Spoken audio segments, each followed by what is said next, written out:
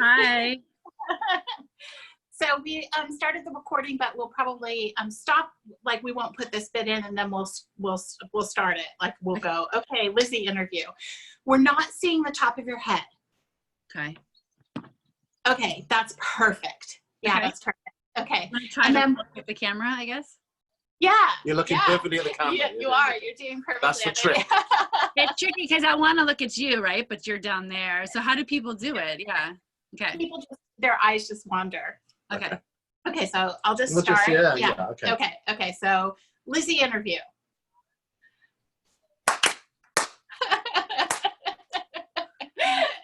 So this is our really good friend, Elizabeth Cline, who is the maker behind Shop Dreamers of Dreams. And what you don't know is that earlier in our little vlog, we talked a little bit about the Lost Church and Brett, and we didn't mention Ulysses, which is your adorable son. And we talked about the amazing jewelry and we talked all about you behind your back. So behind your back, yeah. Need to watch that. Right. We really built you up, so no pressure. You got to be really amazing. So do you want to tell everybody a little bit about Shop Dreamers of Dreams, just to start off with? Okay. Ooh, Shop Dreamers of Dreams is the name I chose for my company, and I make crystal jewelry, and I make a lot of things, and so I needed something that would encompass whenever I wanted to have a creative idea. It just wasn't about jewelry. It was about anything that I could create and put in on all of these dreams that we have that we want to make and create. And then also I wanted to have it open to other people's things that they make. And so I carry a little bit of apothecary goods here and there, and I plan on carrying more people in my site. The grand vision is to have it be a whole shop of everybody's dreams come true that they make to share. Oh my gosh, I didn't even know that. I didn't know that, Elizabeth. That's wonderful. I totally knew that. Didn't you do the research? Well, and it's like I wanted it to be bigger, right? It's not just about my one little thing. I wanted it to be a whole place where you could go and it's like a gift shop where it's everybody's cool stuff all together. And so it's really more community. And so starting off slow, at least with my stuff and a couple other things, but that's the goal. And then I started a little blog journal about Meet the Makers with all of these people I know, which Kelly's also featured there, that make these wonderful things. So yeah, that's Shop Dreamers of Dreams. That's fantastic. That's a great concept. That's absolutely beautiful. I mean, you're my friend, so I know how beautiful you are on the outside and how amazing you are on the inside, just as beautiful on the inside. But I didn't realize that this was for other people too. I love that. Yeah. That's awesome. Thanks. That's so you.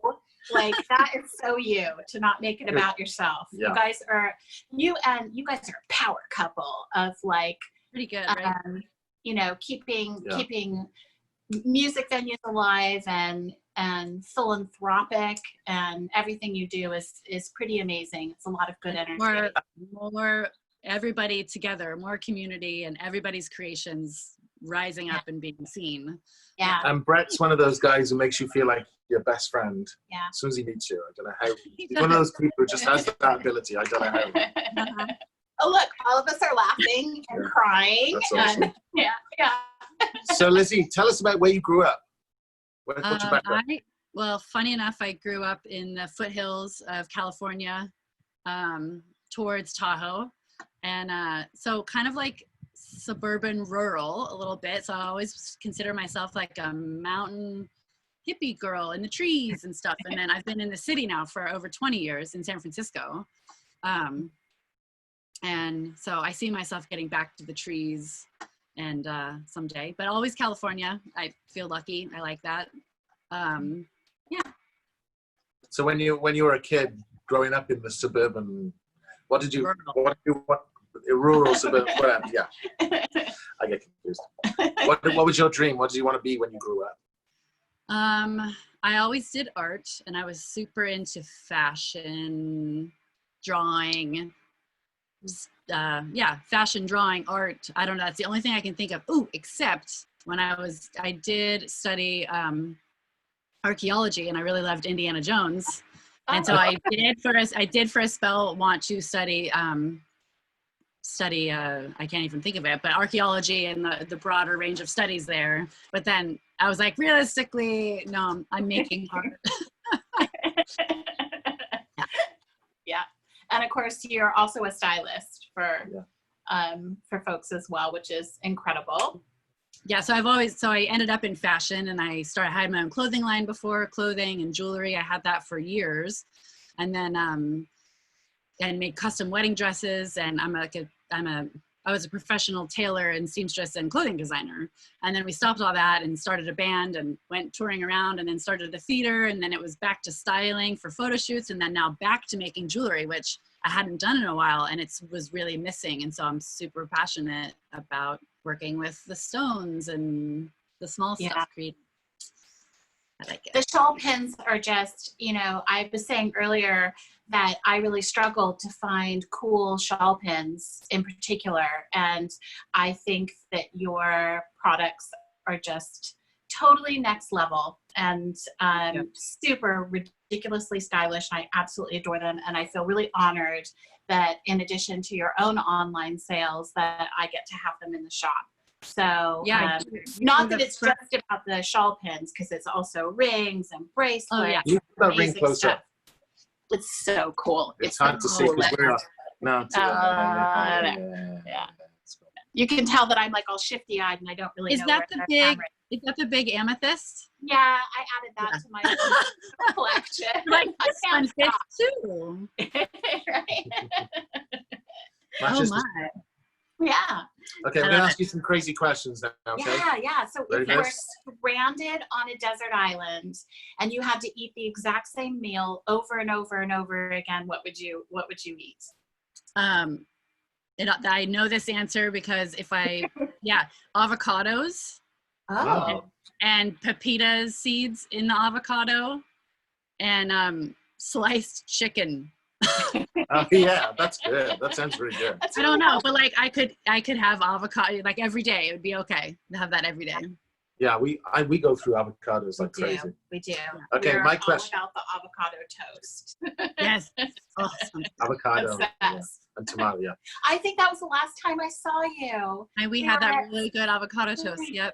And yeah, we met up at Soul Grind in Pacifica, which is an awesome little coffee shop. When it I opens hope they back make it. They're a great coffee shop. Oh, they will. They're fantastic. It's so good. Yeah. Super good avocado toast. Yeah.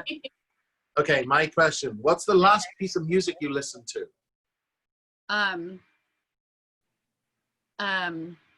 Dance magic, dance magic, dance magic, dance magic. David Bowie from Labyrinth. I listened to the soundtrack with Ulysses, and so David Bowie does the soundtrack to the movie The Labyrinth, and it's really good. Yeah. And that's one of them, Dance Magic. I've never seen The Labyrinth. Please watch it. It's I know. It's on my list. I need to watch that. David Bowie. Yeah, he's got this amazing hair, and he's in like tights and the whole thing. And Ulysses was like, "Wow, where did he get that hair? His hair is fantastic." And I'm like, "I know." So yeah, watch it. That's awesome. What's your favorite color? Rainbow. That counts. I like it. Okay. Great answer. I love that. Yeah. Okay. You kind of talked about this already, your journey to becoming a designer. You said it was all from childhood, like you were into art and drawing and things. Yeah. I think I was always crafty and drawing, and I'm crafty. I like making things. And my mom would get me like the doll sketch pads, like where you could put cloth on it and make little outfits for your dolls. And I learned how to sew at a young age because my mom, so we would make little clothing for things. And so that just kind of led, because I knew how to sew and I had an interest, I didn't need to go to school for clothing design. I just did it. I just started making clothes and jewelry. And so that was like, those were my first businesses when I was like 20. And I did that for quite a while, and then felt like you couldn't make any money, or it was this time to change.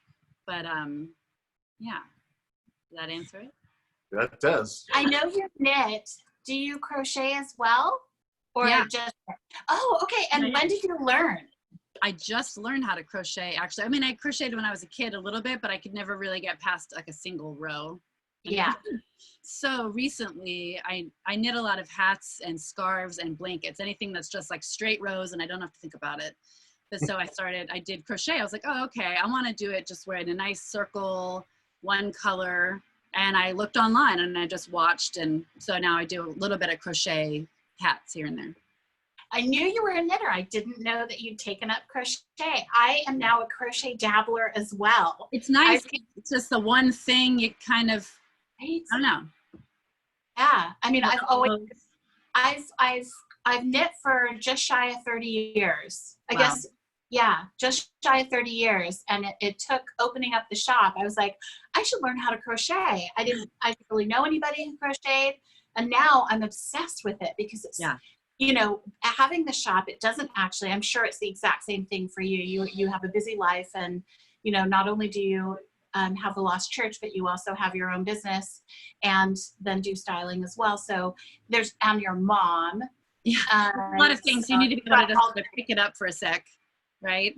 You can. But you're also one of the most organized, smart people I know. You're like, okay, boom, boom, boom, and I'm like, how did you just get all of that accomplished? But anyway, I'm sometimes over motivated. It's true. It's the best quality. Hi, my name is Elizabeth. I'm over motivated. That sounds like you. That's you. So yeah. No, I'm not a patch on totally Elizabeth. Yeah. I don't know. Okay. Next question's a weird one. It's the last one. The last question. No, we got two questions. Oh, we've got two questions? Yeah, that one. Oh, okay. Yeah. We're so professional. Okay. Yeah. So what is your most annoying habit? That I do or of someone else? That you do. You can do both. You can answer both. What's Brett's most annoying habit? When people sniff and don't blow their nose. Yeah. Like, just sniffing, you're like, just blow your nose. Just get it over. Or when they do that big snort. I've worked with in the past people who do that. And then the most annoying thing. Yeah. He's got a real. Let's see. Yeah. The most annoying thing, my annoying habit.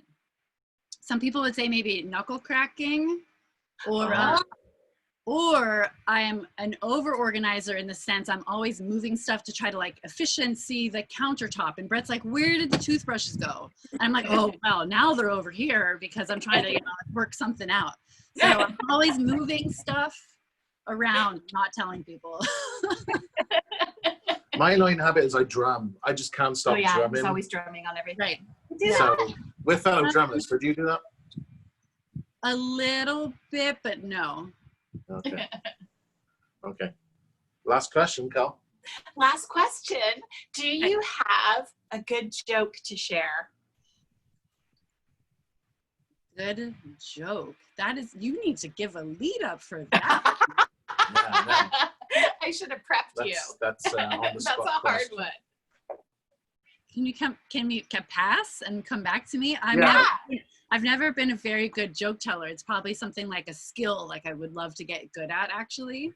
So I'm terrible. Can't think of anything. I never remember punchlines. Yeah, Kelly's really bad at telling jokes. The first night I met Kelly, she told a joke.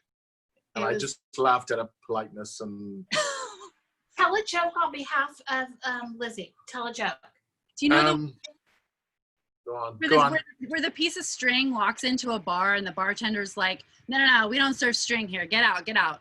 So the piece of string goes outside and he ruffles up his hair and he like beats himself up and he ties himself up and he comes back in and the bartender's like, nah.